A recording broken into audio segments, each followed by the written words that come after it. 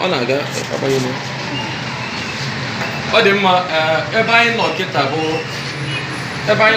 bụ Uchechukwu hospital.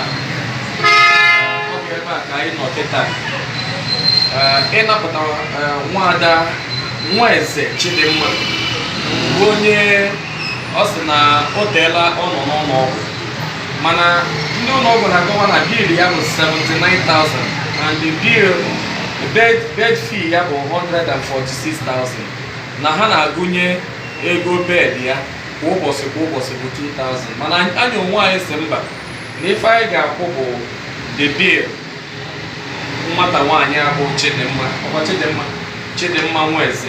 Ife anyị ga-akwụ bụ bill ya, total bill ya bụ 79,000 anyị ga-akwụ ya. So ọ na ya bụ Uchechukwu hospital ka anyị nọ taa.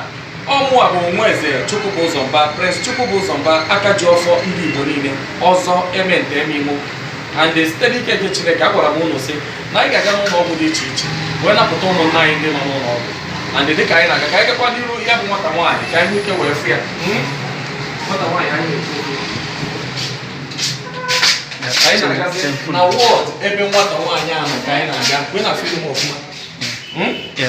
Thank you. Nwada ọ ga-adịrị gị na mma. Ọ ga-adịrị gị na mma. Ya bụ nwada Chidimma Eze. Ọ sị na bill ya bụ 79,000. Mana dọkịta bụ onye na-afụ ebe a si na nwata nwaanyị ga na-akwụ ụgwọ bed ọ nọ na ya 2,000 every day. Na nwata nwaanyị anọgo from September to December na ebi ya na-apụta 146,000, total amount of 225,000. So when you're the doctor see ya mba na nwata nwaanyị anọkwara n'ụlọ ọgwụ ọpị na-enweta ya nwata nwaanyị anọ n'ụlọ ọgwụ na ọ bido tata nọrụ ruo echi na bed ọ gaghị akwụkwọ ụgwọ ụlọ ọgwụ ya ka anyị ji na-asị ka anyị kwugodo ụgwọ the bill bụ 79,000 nwata nwaanyị ji. 1 2 3 4 5 6 7 8 9 10 11 12 13 14 15 16 17 18 19 20 21 22 23 24 25 26 27 28 29 30 31 32 33 34 35 36 37 40 41 42 43 44 45 46 47 48 49 50 51 52 53 54 55 56 57 58 59 60 61 62 63 64 65 66 67 68 69 70 71 72 73 74 75 76 77 78 79. This is 79,000 bụ ego bill nwata nwaanyị o ji. Ọ ya ka anyị ji sị na ebe ndị ụlọ ọgwụ si mba na iwu bụ na nwata nwaanyị na ọ gaghị aga ọ na-aga 9,000, ebe ndị ụlọ ọgwụ si na nwata nwaanyị ga na-akwụ 2,000, anyị asị na anyị ga-akwụ 79,000. Aga m ewerezi ego a ka nye ya bụ nwata nwaanyị Eze Chukwudimma ọpịa ngwane ya ga-abụ bibie. Ọ bụrụ na dọkịta bịa inyere aka yọọ ya si ya biko ihe a bụ bibie, yọọ ya si ya biko ya gbaghara gị ma nabata gị n'eziokwu na imejọrọ ya site n'ịgba ọsọ, mana taa na ị na-enye ya bụ ego. Ọ ga-adịrị gị na mma. Ọ ga-adịrị gị na mma. And ọzọ dị ka ibe ya 1 2 3 4 5 6 7 8 9 10 jide 10,000 a for ego iji ọ bụgodere ọgwụ ma ihe ọzọ ka ị ga-eji agụrụ ijiri agụrụ. Ọ ga-adịrị gị na mma. Ọ ga-adịrị gị na mma. Ọ ga-adịrị gị na mma. Ọ ga-adịrị gị na mma. My God bless you. My God bless everybody. My God bless all of you. Chineke bụ show of the God. Ọ bịa akọnata na gonu. Ebe ọ bụ tiaka gara aga unu. N'aha Jesus. Jesus. Thank you. Thank you my brother. Thank you. Unu lekwa anya unu afụ chain. Ihe a bụ ihe ọ tụrụ nwata nwaanyị n'ụkwụ. Ihe a chain ọ tụrụ ya n'ụkwụ maka na ọ gbapụrụ na hospital maka na o jighị ego. Ọ gbapụ o wepụtaza atọ ya bụ chain si na iwu bụ na ọ ga na-akwụ ụgwọ bed. Ọ ya ka anyị ji na-arịọ the management of Uchechukwu Hospital and the doctors na yo ha biko ka unu biko gbahala ya bụ nwata nwanyị biko gbahala na ya bụ nwata nwanyị ma nabata ya ma merie ebere ka o nwee ike wee na soro ibi ya wee nwere ya soro ibi ya gbarịka Christmas dịka Chineke ma itogoro ime ya o meruo ya n'isi ọ ga-adịrị the hospitals na mma and the anti-nurse ọ ga-adịkwa ike onwe gị na mma it shall be well with you. Now this is the nurse ọ ga-adịrị gị na mma ọ ga-adịrị gị na mma. Thank you. Oh my God, oh my God in heaven. Thank you Jesus. Thank you Jesus. Ọ ga-adịrị gị na mma. Ụlọ echefu na nọ ọ bụ ihe anyị nọ taa bụ Uchechukwu Hospital Eke Obinago Enugu ọ ya bụ ebe anyị nọ taa na-arịọ ka ya bụ nwata nwanyị nwee ike wee na bịa soro ibi ya wee gbakalịka ya bụ Krismas ọ ga-adịrị ụlọ na mma aka mbụ nwa eze Chukwubuzor Mbah Akajiofor Igbo Ozo Ementaemeimo ọ ga-adịrị ụmụ Igbo niile na mma ọ ga-adịrị ala Igbo niile ebe ọbụla Igbo bidoro na ebe Igbo kwụsịrị ọ ga-adịrị ụlọ na mma jisi na ike ka anyị napụta ụmụnne anyị ndị nọ n'ụlọ ọgwụ dị iche iche ka anyị nyere aka wee ga na-aga napụta ha maka na onwe ndị nọ n'ụlọ ọgwụ na-enweghị onye inye aka a sị na ọ ga-adịrị ọnụ na mma ndị Igbo niile ebe ọbụla Igbo bidoro na ebe Igbo kwụsịrị ọ ga-adịrị ọnụ na mma n'aha Chukwu okike abịa ise. Thank you, thank you, brother. May God bless you. May God bless you. God bless you. Ada, ngwa, isi n'ike na ọna ka anyị nọ.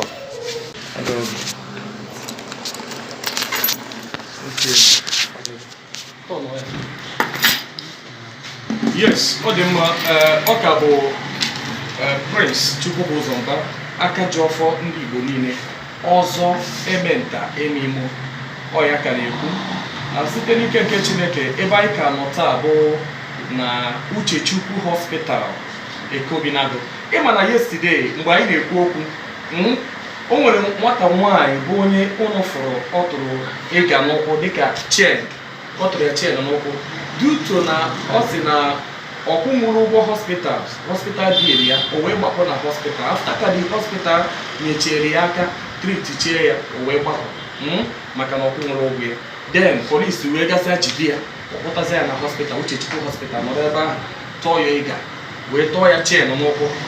Yes, nwata nwaanyị a yesterday mana anyị akwụọla ụgwọ bill ya bụ 79,000 mana the bed fee ya doctor the management is na ọ ga-akwụ the bed fee which is 2,000 every day times how many months ọ na-apụta 146,000 mana today anyị enwego a little reconciliation and negotiation with the management and management wee sizi na ihe mere bụ na the bed fee na ọ ga-eke ya into 3 ebe anyị kwugoro the hospital bill bụ 79,000 na the bed fee pụtara 146,000 total amount of 225,000 so n'ihe mere bụ na a ga-ekezi the bed fee into 3 ka hospital wele 2 ka anyị nwa wele 1 ọ sị na ọ bụ na oke into 3 na anyị ga-akwụzi hospital into 2 part hospital dashiziri anyị 1 part sizi anyị akwụọ na the 1 part so ka m kwuo ya in a way onye ọbụla ga-esi wee may understand and this is some of the nurse in Africa na the Uchechukwu Hospital. Do you have anything to tell the general public?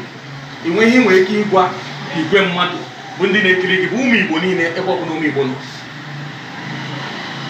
Anyị kenere gị Ozo Akajiofor ndị Igbo. Daalụ.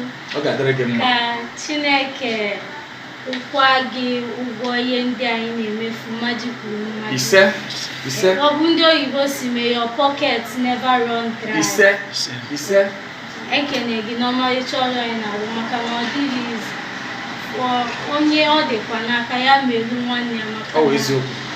Anyị niile ọ bụ eziokwu na anyị niile bụkwa ndị Igbo ahụ ofu Chineke mana ekene gị n'ebe ọ dị. Thank you very much. Ọ ga-adịrị gị mma. Biko iwe ike ịgbata anya aha gị. Abụ m Nwada Nnenna Okezie. Nwada Nnenna Okezie. Okay na ya. Nwada Nnenna Okezie bụ one of the nurse na Uchechukwu Hospital Ekobinago Emene. And anyị nwekwara another nurse, beautiful nurse, Nwada nọkwa anyị na-abụ Biko bekana ya. Nwada Mmasinachi. Ịbịa na anyị fụ na nwa bụgoro mma. So bụkwana Mmasinachi, mma nke ya Sinachi kwuru ya. Ọ ga-adịrị ụlọ na mma. Ka anyị gaa fụ ya bụ nwata nwaanyị ebe ọ nọ.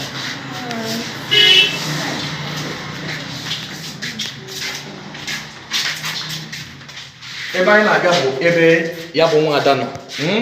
Ọ ya ka anyị na-aga na. Nwada, ọ ga-adịrị gị mma.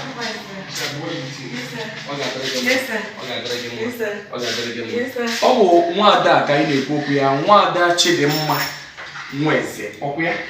Nwada Chidimma Nweze bụ onye nke anyị bịara na nke ya yesterday and bịa dịrịcha otu ọnọdụ ya si wee dị. Ọgba anyị anya mmiri. Anyị wee sị mba na anyị ga-echekọta taa na anyị agaghị ekwe ka nwada lahụ n'ụlọ ọgwụ ọzọ. Anyị ga-achọ ka o nwee ike soro ibia wee na. And kịta dịka anyị kwuru ekwu anyị na ndị doctor and the management of the Uchechukwu hospital anyị negotiate chego o wee sị na anyị ga-akwụ the 2 anyị ga-eke the money to 3 kwụọ 2 parts werezie 1 part and the 2 parts bụ ego 98,000 nsogbu adọrọ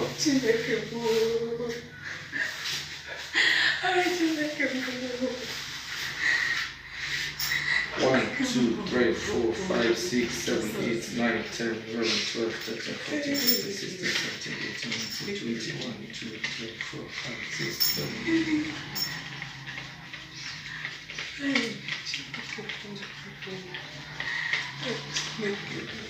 50. 1, 2, 3, 4, 5, 6, 7, 8, 9, 10, 11, 12, 13, 14, 15, 16, 17, 18, 19, 20, 1, 2, 3, 4, 5, 6, 7, 8, 9, 10, 11, 12, 13, 14, 15, 16, 17, 18, 19, 20. 90,000. 1, 2, 3, 4, 5, 6, 7, 8. That's 98,000. Ọ dị mma, 98,000 ka ya bụ ihe pụtara. Anyị wee na-asị na anyị kwụọla ya bụ nwata nwaanyị ka o nwee ike si n'ụlọ ọgwụ wee na. Anyị achọrọzi ka ọ nọ n'ụlọ ọgwụ ọzọ.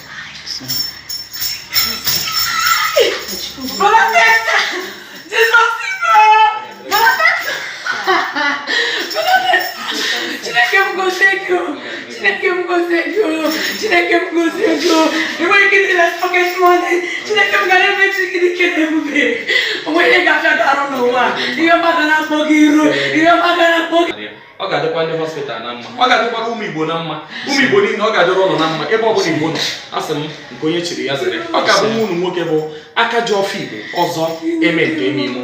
Asị m ọ ga-adịrị ụmụ Igbo na mma n'Eke, n'Orie, n'Afọ, na Nkwọ. Ọ dịghị nwa afọ Igbo ihe ga-eme. Asị m ụmụ Igbo ga na-eje ha gara ana maka na eje anaghị isi ije. Ọ bụ ya gị ka anyị na-ekpe ekpere ya na ọ ga-adịrị ụmụ Igbo niile na mma. Asị m dododo nke onye chiri ya zere. Ụmụnne m, onye ọbụla pụtara na line si unu send Eri ya ego na ya bụ Akajiofor Igbo, na ya bụ Sampe master, na ya bụ Ozo Ementaemeimo, mara nna asị Akajiofor Igbo ama mpụtasị unu send Eri ya ego ọ gaghị eme ya eme. Onye ka nna asị unu dododo ọ ga-adịrị ụmụ Igbo na mma, ọ ga-adịrị ụmụ Igbo niile ebe ọbụla Igbo nọ, ebe ọbụla Igbo bido na ebe ọ kwụsị ọ ga-adịrị ụmụ. Gbaanụ mbọ na-anapụta na ụmụnne anyị bụ ndị nọ n'ụlọ ọgwụ. Ụnụ gbaa mbọ napụta ha mee ka ha ncha niile si n'ụlọ ọgwụ wee na n'ọhịa ka anyị na-eme ekpere ya. Nwada ọ ga-adịrị gị na mma, ọ ga-adịrị gị na mma.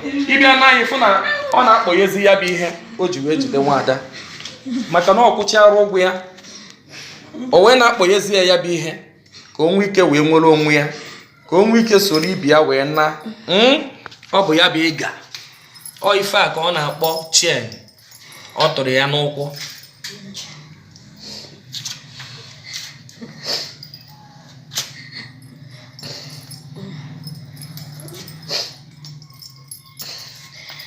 Nwayọ nwayọ, ọ ga-adịrị ụnụ na mma, ọ ga-adịrị ụnụ na mma. Unu lekwezi anyị fụ na ndị nọọsụ niile n'ebe a ha na-akwa akwa alịlị, tears of joy. Ha so nwata nwaanyị wee na-akwa akwa alịlị na nwata nwaanyị o teela ọnọ na nke ha na-akwazi akwa alịlị na-asị Chineke ka Chineke bịa bụrụ onye inye aka nye nwata nwaanyị. Ọ tears of joy juru ha obi. Ọ ga-adịkwara ụnụ nwa bụ ndị nọọsụ na mma, ọ ga-adịrị ụnụ na mma na Eke, n'Orie, na Afọ, na Nkwọ.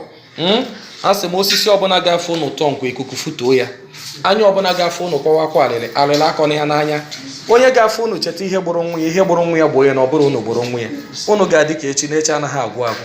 Asị m na Chukwu ga-enye ụnụ ezigbo di, nye ụnụ ezigbo ọnọdụ, gọzie ụnụ, gọzie ụmụaka ụnụ, gọzie ezinụlọ ụnụ. Ọ ga-adịrị ụnụ na mma.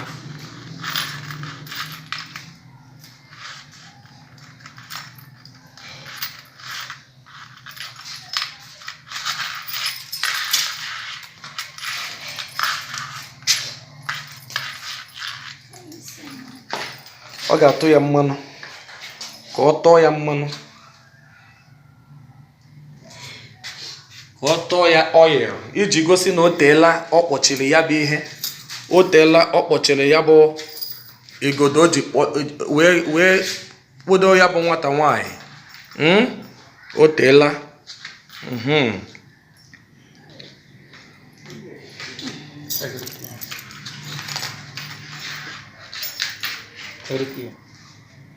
Ị naghị aga anyụ mamịrị? Okay, this one ka ọ na-ewepụ. Okay, ọ na-afọrọ ya. Ọ na-afọrọ ya, mana nsogbu adịghị. Nwata nwaanyị ga-ana, mana ọ bụrụ na ị na iche nje agwa gị, maka na ị marọ echi dị ime. Ọ bụrụ na ị continue with your behavior, ị maghị otu ọ ga-esi wee dị. Chineke sị na ị ga-anọ na be gị gbaa Krismas dịka ibe gị. Ọ ga-adịrị gị na mma. Ọ ga-adịrị gị na mma.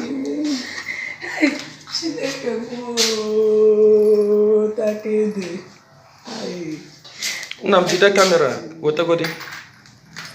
Jide kamera.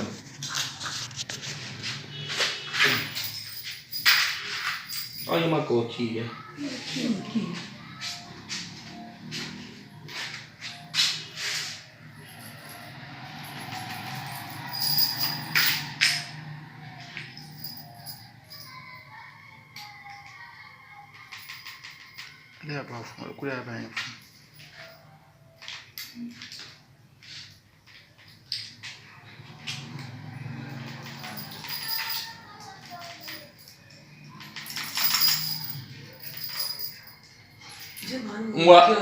Anyị ka na-abịa ka anyị gbaa mbọ fụ na ya bụ kii o ji kpọchie ya bụ nwata nwaanyị mepere.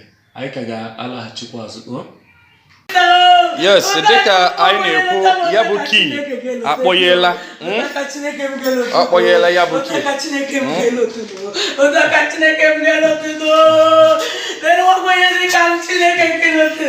Ọ dị mma. Ya bụ kii ọ na-ekwu okwu ya gbasara maka nwata nwaanyị. Ọ kpọghela ya taa. Nwata nwaanyị nwere onwe ya. Asị m biko, ị bụrụ nwa afọ Igbo, jisie ike na-enyere mmadụ ibe gị aka, na-enyere ụmụ Igbo aka, maka na onwere onye na-echi dị ime, onwere onye ma ihe ọ ga-abụ. Ka anyị na-enyere ụmụnna anyị aka dịka nwata nwaanyị asị n'ụlọ ụwa nata. Ọ ga-adịrị ụmụ Igbo niile na